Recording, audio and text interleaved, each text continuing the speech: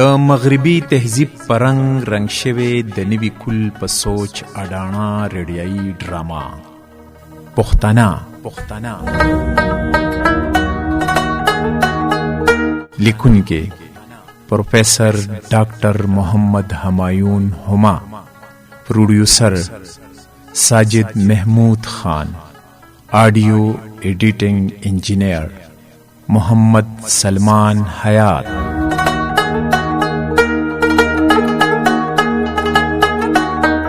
کردارونه: ظفر انګلند نه راغلی زلمی، نور رحمان سحر، جمیله د ظفر د ماما لور، ماهم ندا، دلاور د ظفر پلار، شیر رحمان شبنم، رشید د جمیله پلار، گلزار مجبور، شیرین د ظفر مور، نرگس ادا، رحمتا د ظفر دوی نوکرا، نرگس ادا.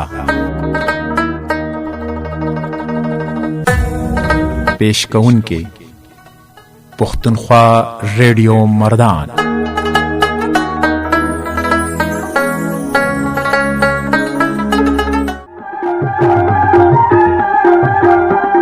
بند کتاب زنا لیلا، بند کتاب زنا لیلا، پنے روپے دی پور بل وہی ٹالنا لیلا. بند کتاب زنا لیلا، بند کتاب زنا لیلا، بند کتاب زنا لیلا، پنے روپے دی پور بل وہی ٹالنا لیلا. بند کتاب زنا لیلا.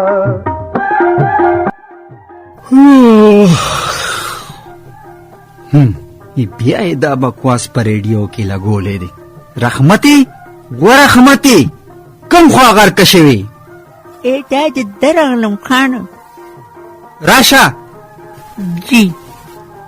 جی نه دا تیسر سو ځله مې درته ویلي دي چې زه په کور کې نو چې ریډیو ته ګوتې ور نه وړې او بیا ویني نه چې زه لاودیم.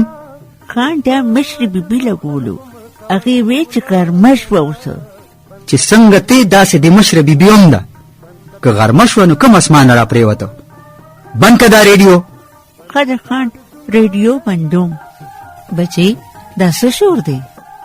یره مورې خپله خو مو دغسې حال دی، او چې بلو دی نو هغه مو هم بدي شي. سره غرمه ده بچی، ته لکوټې ګړی ته خو ګوره. غرمه ده غرمه نه، که د ماښام 6 بجې شي که نه، نو چې زه خپله نیم را پاسېدلې نو چې څوک هم زما کمرې ته رانږدې نه شي. اوس هم چا نه یې پاسولې بچی؟ ریډیو خو دې د دې غرض دپاره لګولې و که نه، او بیا هغه زړې سندرې چې وده څه چې مړي به یې هم په اورېدو کپه نوشلئ. ډېره ښه ده زویه، دغسې مې پویوه که نه. یوه ورځ خو نه ده چې زه به تاسو پوی کم. تاسو له پخپله پکار دی چې زما طبیعت سره ځان بلد کې. بچی څوک پردی خو نه، د دې کور باندې او په دې کور کې لوی شوي. موږ څه خبرو چې د ولایت دا 3 کاله به ستا د عمرونو خوی بدل کی. دغه خو په تعلیم یافته او په جټ کې فرق وي چې تعلیم د بنده خویونه بدل نه کړي نو هغه هم څه تعلیم وي. پرې خو چې بد خوی نه بدل کی که نه، دا خو نه چې ښه خوی نه هم د منډه وباسي. افسوس ویم زه دا وخت د باس په موډ کې نه یم. رحمتي هله شابه د بیډ ټي انتظام وکړه. بډ ټي دا څه ته وایي خان؟ او ګاډ دا څه په جاهلانو اورېدلیم. بد ټي نه، بیډ ټي یعنې د بسترې چې. خانه چې خو پانغري مورې دا د عقل دښمنه پویه که. زه خپله نه یم پوی، نو دا غریبه به څه پوی کم چې زه څه وخت د سارې د خوب نه پاسم نو یوه پیالې چې راته د کټ سر ته پرته وي بس. نو په ګنده خولې به اسکي او په ګنده خوله دې ته بیټي وی بیټي، او دا د خوب د تختولو د پاره سکلی شي. هله ورشه رحمتي کشر خاله دې د بیټ انتظام وکړه. خټه بیبي بچي ته خو به مې هغه انګور غریبه پوزې لراولې. What is انګور؟ Oh yes. یعنی زما وایف. په دغه کړت پرت دې نه پوهېږم.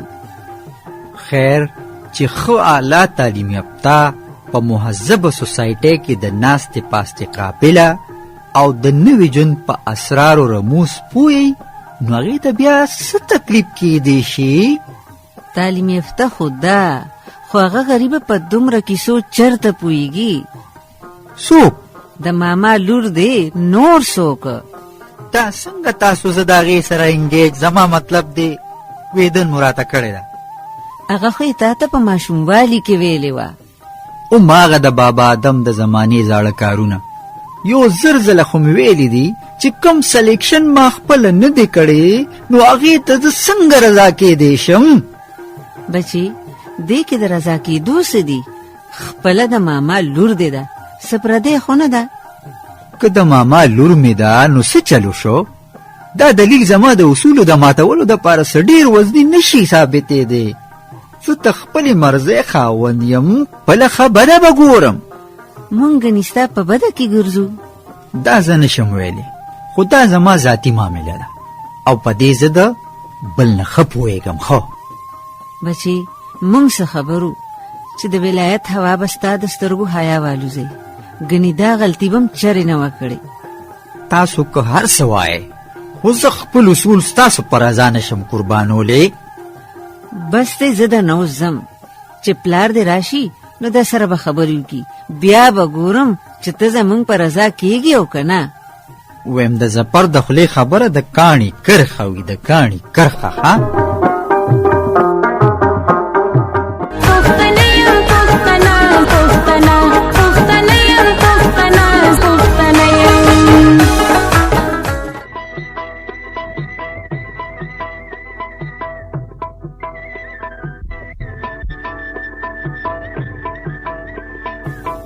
ما درته ړومبې ویلو چې ګوره د ظفر ولایت ته د لیږلو هېڅ سجت نشته، کم تعلیم یې چې دلته وکړو دا وله بس دی.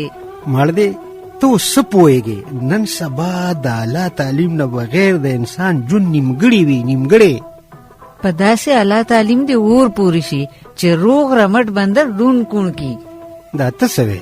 هغه څه ویم چې څه مې په دې خپلو غوږونو اورېدلي او په دې سترګو مې لیدلي دي.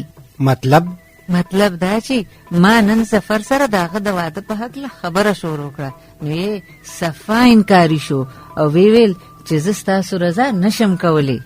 مړ دی لا تازه روزي دي چې څه موده تېره شي، بله به پوه شي او سم دم به شي.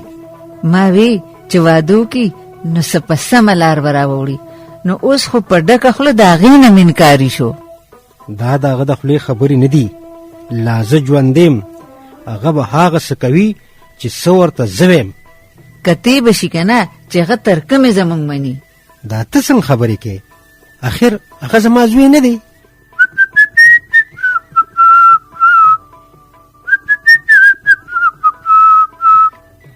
زه دغه دی هغه راغی، اوس پلار او زوی سره پوهېږې، زه خو در نه لاړم. زفره دې خوا راشه. درغلم، ما خو هم تاسو کتلې. یاره داجي ملګرو سره ښکار لتلم، خو ستاسو دې ټوپک راله د ښکار ټول خوند خراب کو. څنګه خو بنده شي شواخلي په هوا کې د الوتونکي سرخه کې او قضا راشي په ونه کې د ناس کارغه. دا قصور د ټوپک نه بلکې د ویشتونکي د شیش دی. که زه خبر وې نو ځان سره به مې یو ټوپک هم د انګلینډ نه راوړی، هغلته بایګارډ هغه ټوپکې تماچې دي چې ویشتونکي رسا په نښه ګولی وولي که نه.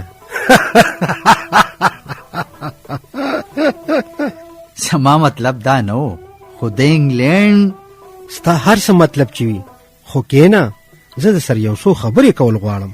جی مور دې وایي چې تا د ماما کره د واده کولو نه انکار کړی دی.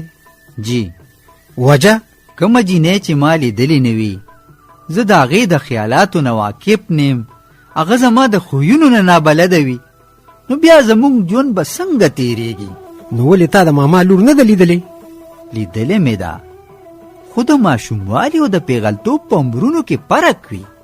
نو بیا د دې نه دا معلومیږي چې ستا زمونږ په خوښه اعتبار نشته. ولې نشته؟ نو بیا خو بیا هم د خپل ځان نه سیوا نه. زپره خبر یې چې ته د خپل پلار سره خبرې کې؟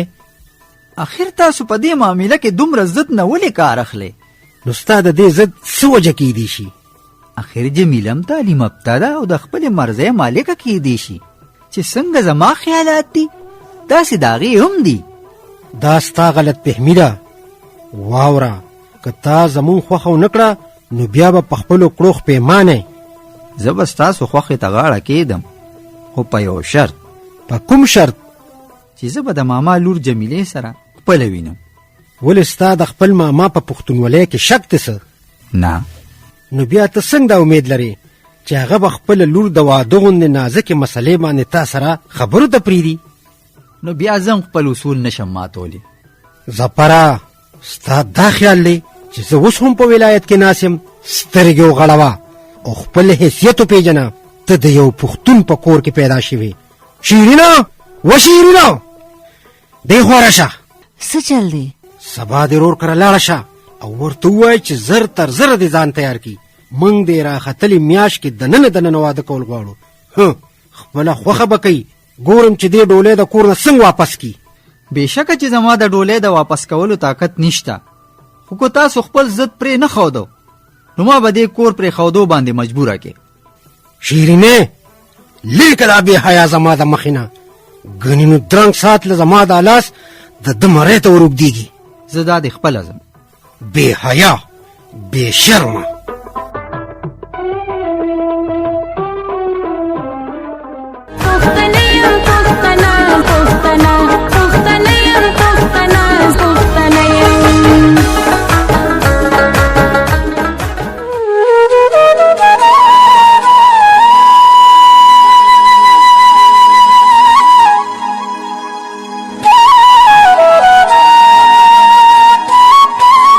بیبی، یا بیبی، څه چل دی؟ بیبی، کشر خان خپلې جامې په بکسونو کې بندوي او وایي چې زه نور یو ساعت په دې کور کې نشم ایسارېدی. وای خدایه غرقه شومه.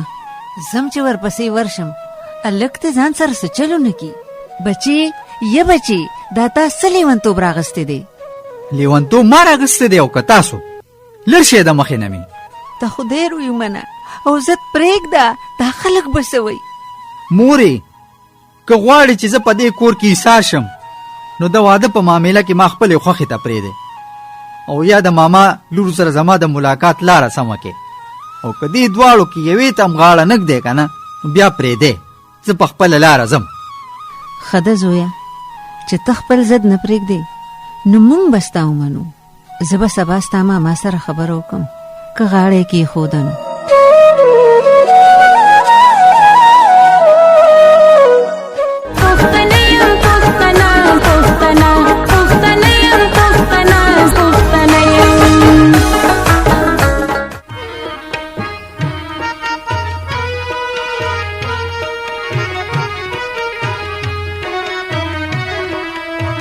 جمیلې بچی، راشه د چایو د الوخي اوچت کا.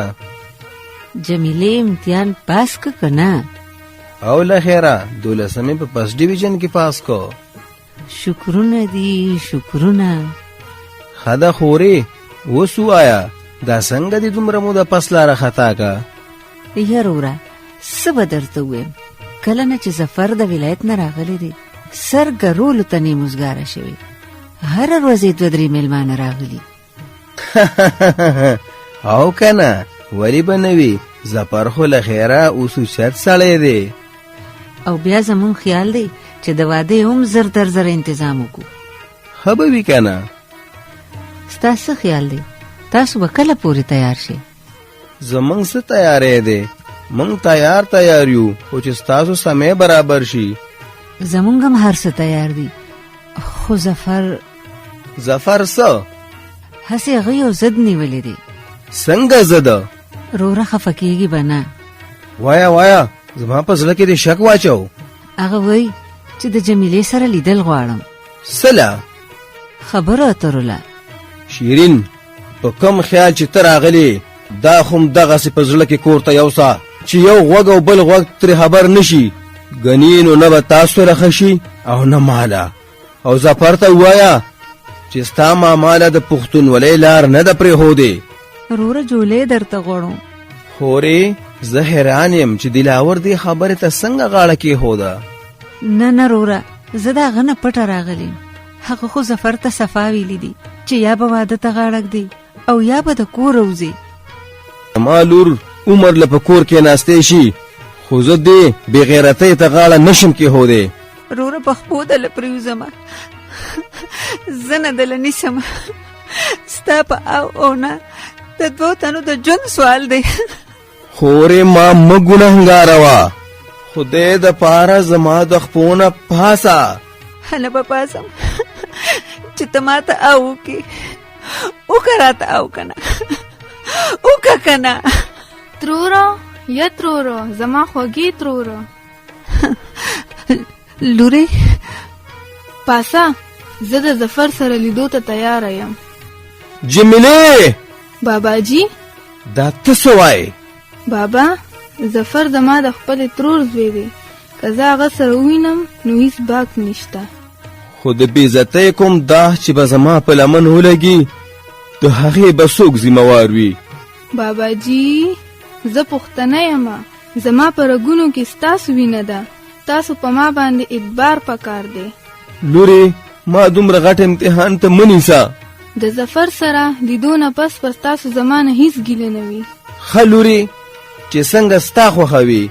شیرین ظفر ته ووایه چې سبا ماښام ډوډۍ له دلته راشي. ټیک ده زما خپله وروره.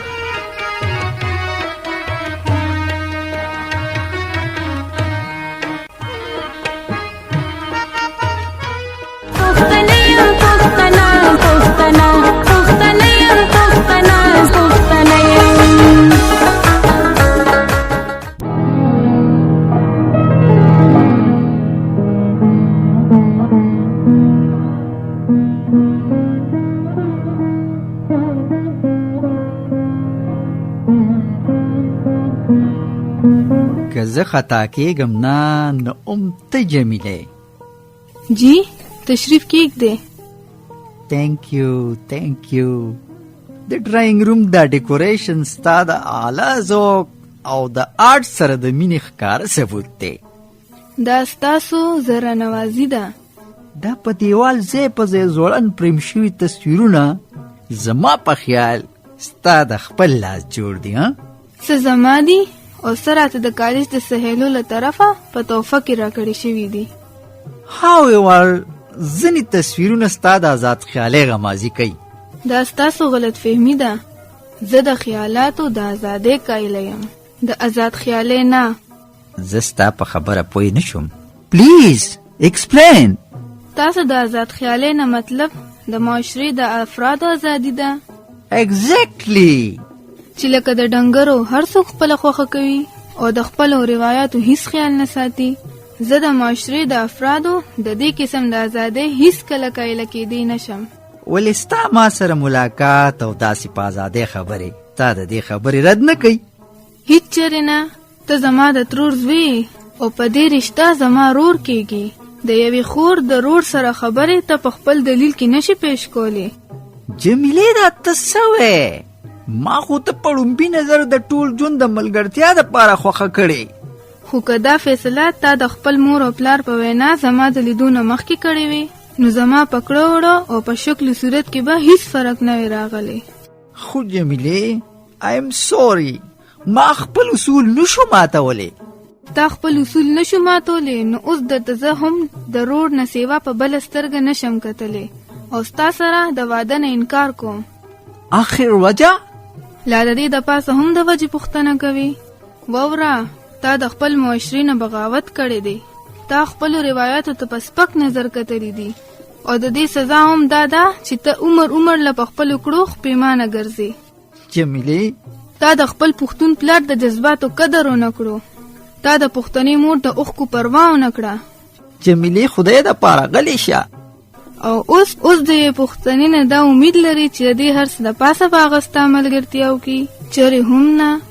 که په دې خیال دې کور ته راننوتې نو دا پښتنه به د خپل غیرت او ناموس دپاره ستا غوندې د ننګیالو نه سیوا بهادره ثابته شي. جمیلې افسوس چې ما کوم څیز لال ګڼلو هغه کاڼې وخوته. زه تیر وتم جمیلې، زه تیر وتم. زما سترګې نوې رڼا ړندې کړې وې. ما ته معافي راکړه. معافي لاړ شه، د خپل بوډا پلار او مور نه وغواړه. لاړم جمیلې. باباجي زما خپلې مورې، باباجي زما خپلې مورې. وګرځې د ډېر څومره ملکونه دې کتلې دي، زما په شان پیدا دې کړه که نه.